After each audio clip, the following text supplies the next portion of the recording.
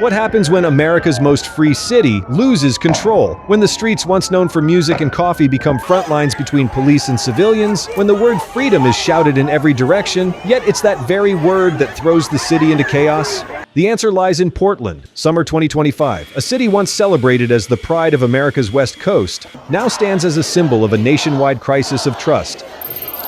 Since late June, the South Waterfront District, home to the ICE office, has become the epicenter of an ongoing protest wave. Every night, hundreds gather outside the facility carrying signs, drums, and at times shockingly symbolic props, including a wooden guillotine erected in the street. A defiant message to the federal government.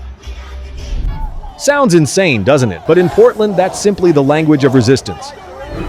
At first, the protest began peacefully. Participants meditated, sang songs of freedom, and gave speeches about human rights. But patience quickly gave way to anger as far-left groups and anti-government movements joined in. Peaceful chants turned into shouts of "Set them free!" and the flame of resistance became literal. Trash cans burning, flares flying over barricades, and tear gas filling the air.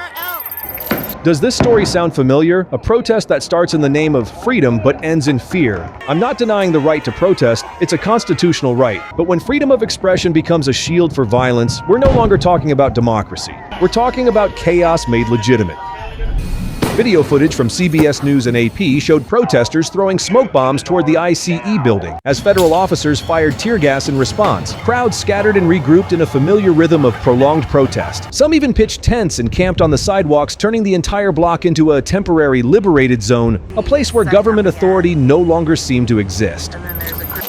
For local residents, it was no longer political resistance. It was daily fear. The whole street glows orange from explosions. One man living across from the ICE building told CBS, "We've called the police dozens of times, but no one comes. Every night, the screams and sirens go on until morning."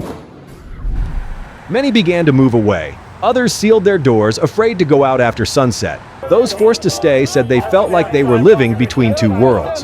One side protected by the Constitution's promise of free expression, the other trapped by the loss of safety in their own neighborhood. September. Since June 2025, Portland police have made no arrests near the ICE facility. An internal memo revealed that officers were instructed to avoid direct confrontation to prevent escalation. One officer was quoted bluntly, "If this weren't ICE property, we'd have intervened by now."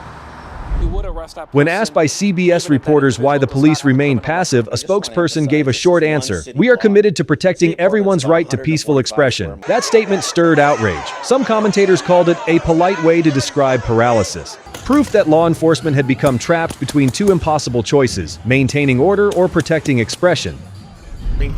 Sounds fair, doesn't it? But what do you think? Is it really about protecting free expression or avoiding responsibility? Some commentators called it a polite way to describe paralysis. Because when a government fears criticism more than disorder, that's when the law begins to lose its power. And that, to me, is the most frightening part, when those in power fear criticism more than chaos. A society cannot survive if those entrusted to enforce the law are afraid to use it. In Portland, silence has become policy. And that policy destroys trust faster than any tear gas bomb ever could. For local residents, that explanation wasn't enough. Freedom doesn't mean chaos, wrote Julie Parrish, a resident living next to the protest zone, in her lawsuit against the city. "The police abandoned us while riots happened right outside our doors." Under mounting pressure, President Donald Trump announced that he would deploy the National Guard to Portland to restore order. The decision was immediately met with resistance from local officials. Mayor Ted Wheeler declared, "We don't need a military response. Portland police can handle it ourselves." Yet days later, a federal judge in Oregon issued a ruling blocking the deployment of the Guard, citing the need to protect local government autonomy. The result, a power vacuum. The federal government was forbidden to intervene, while the local government either could not or would not act. In the nights that followed, reporters from CBS and AP observed no local police presence on site. Only federal officers in full riot gear, firing tear gas and smoke rounds from a distance. One eyewitness put it plainly: "Here, everyone seems to fear everyone else. The police fear the protesters, the people fear going outside, and the politicians fear losing votes." While both sides argued over rights and responsibilities, the ones truly suffering were ordinary residents. Families in low-income housing near the ICE facility endured nightly tear gas and explosions. An elementary school 4 blocks away was forced to shut down temporarily and relocate students due to safety concerns. A single mother told AP, "I can't let my kid outside after 6 p.m. At any moment, there could be fireworks or a clash." Meanwhile, the city government issued a short statement. "We acknowledge residents' concerns but remain committed to protecting free expression." Legally correct, but to many, it felt like abandonment. The security crisis soon rippled into Portland's economy. According to a report from the Urban Land Institute, the city now ranks second to last among U.S. investment destinations. Nearly 6 million square feet of office space sits vacant, and commercial real estate values have fallen 57% in just 5 years. I mean, our businesses, we already struggle every day, every week with the crime and the drugs. Many investors spoke bluntly. No one wants to pour money into a place where stores are barred with steel gates and employees are afraid to work the night shift. Major retail chains have scaled back operations, staff are being cut, unemployment is rising, tax revenues are shrinking, and the exodus from the city keeps growing. The scene at Lloyd Center Mall, once Portland's pride, is now just empty corridors, parking lots filled with trash, and the voices of the homeless echoing through the night. A viral video showed shoppers stepping over garbage and used needles to reach the only remaining Barnes & Noble still open. It's a haunting picture of decline in a city once hailed as green, clean, and livable. If you've ever lived in a place that prospered and then collapsed, you know the feeling. Silence is more terrifying than the noise. I once saw Portland as the embodiment of a livable city. Now it feels like a failed experiment in unlimited tolerance. Freedom is essential, but freedom without discipline leads only to collapse. Not only the economy, but social trust itself has eroded. A study by Oregon State University found that more than 60% of Portland residents no longer believe their government can maintain public order. A sociology professor remarked, "When trust in government disappears, the only thing left is fear. And fear can never sustain a city."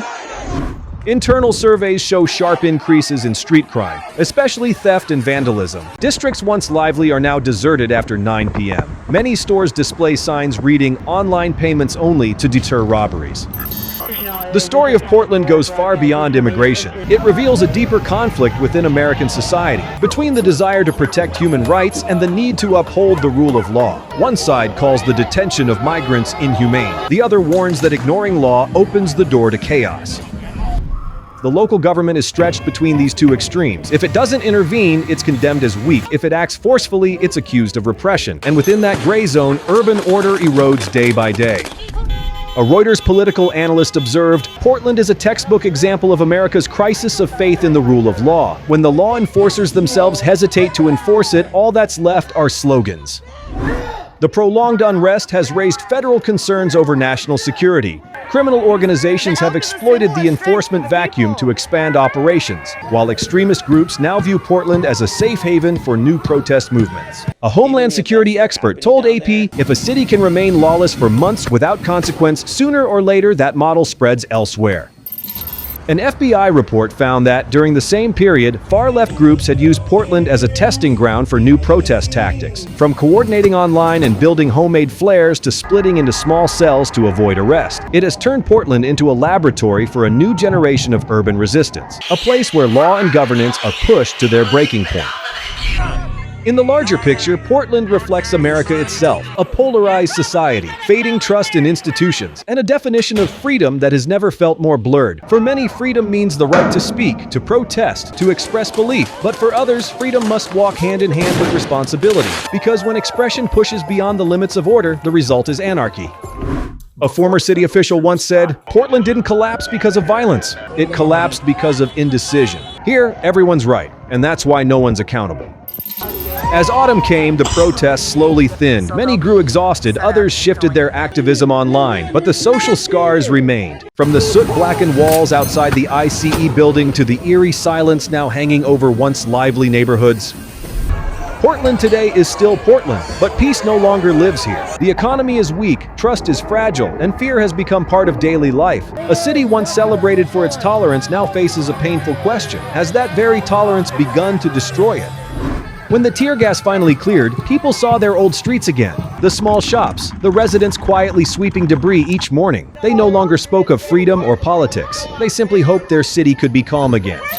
Portland is not just a local story. It is a mirror held up to all of America, a nation where democracy and the rule of law are being tested. When freedom, justice, and responsibility no longer share the same meaning, society easily slips into suspicion and extremism. A researcher at the Brookings Institution concluded, if we continue to confuse the right to express with the right to destroy order, we will lose both. Portland is the first example, but it won't be the last. From my own perspective, the most frightening part of Portland's story isn't the tear gas or the nightly clashes. It's the silence. The silence of a government too afraid to act. The silence of citizens who've lost faith. And the silence of an entire system when the law has become nothing more than ink on paper. Portland today is not just a city in crisis, it's a microcosm of a fractured America. One side shouting freedom, the other demanding order, and in between are thousands of ordinary people who only want to live peacefully without being trapped between two political slogans.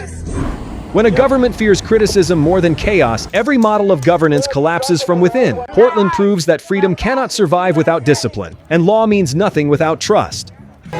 So the question is no longer who's right and who's wrong. It's whether we are slowly losing the foundation of social trust simply because we're too afraid of being misunderstood when doing what's right.